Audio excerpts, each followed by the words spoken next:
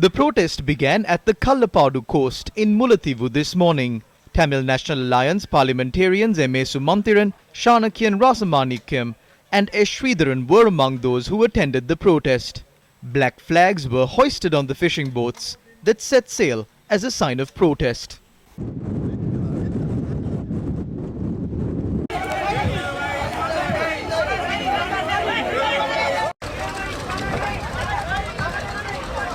Sri Lankan fishermen who reached Point Pedro in Jaffna staged a protest to inform the government of their issues.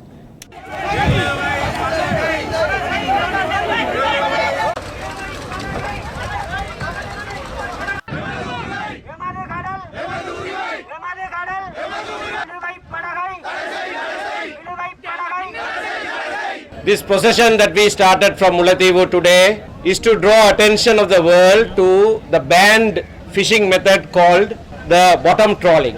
Bottom trawling is a method by which the seabed is totally wiped off. All marine resources disappear, and presently our fishermen are at their wits' end. When they cast their net in the morning, it's all destroyed. It's cut away by these trawlers that put the bottom trawling equipment down to the seabed. Our people are suffering immensely, particularly the fishery community, but all of us.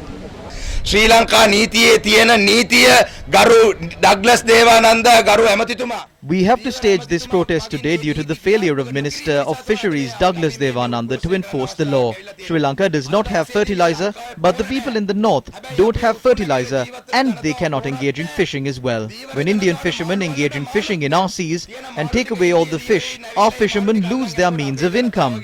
අපේ ජනතාවගේ ජීවනෝපාය මාර්ගය නැති වෙනවා. இலங்கை அரசும் வடக்கு கிழக்கில் இருக்கின்ற மீனவர்களுடைய வாழ்வாதாரம். The government does not treat the fishermen in the north and east well. That is the reason why these fishermen have been left helpless like this. The law must be enforced properly.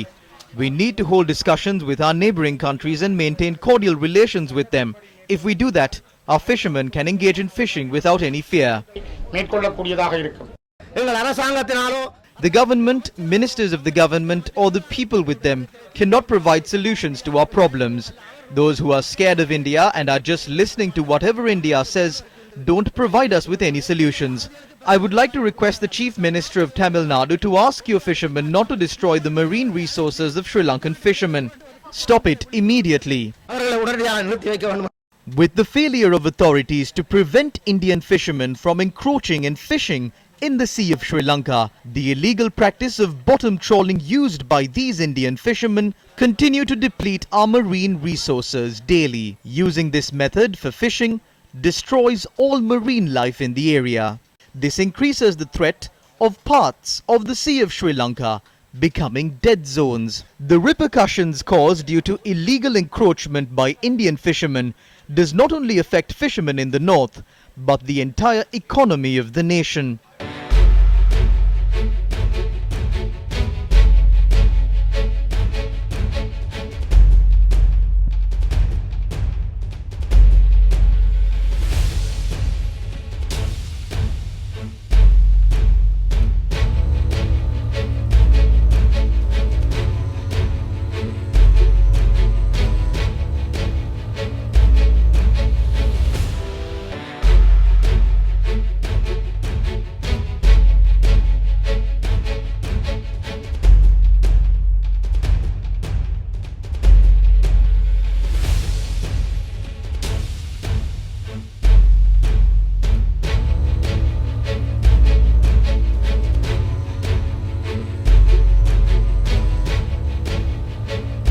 තරා තැනකට ලඝු කරන්න එපා මේ උතුරේ දීවරයින්ට පමණක් බලපාන ප්‍රශ්නයක් කියන එක. ජාතික Do not consider this as an issue that only affects the fishermen of the north. The stock of fish collected in the northern province has a direct impact on the national economy of the country. The government is not taking any measures against this. It is legal for any Indian or foreign fishing vessels to enter Sri Lankan waters. They are fishing using the bottom trawling method. They fix two metal rods on two boats, attach a net in the middle and destroy even the smallest of species and all other forms of marine life. They not only use this illegal fishing method, they also attack our fishermen, destroy their fishing equipment and boats. Indian trawlers can be seized and confiscated. Not only that, under the existing laws, they can be fined up to 7.5 million rupees.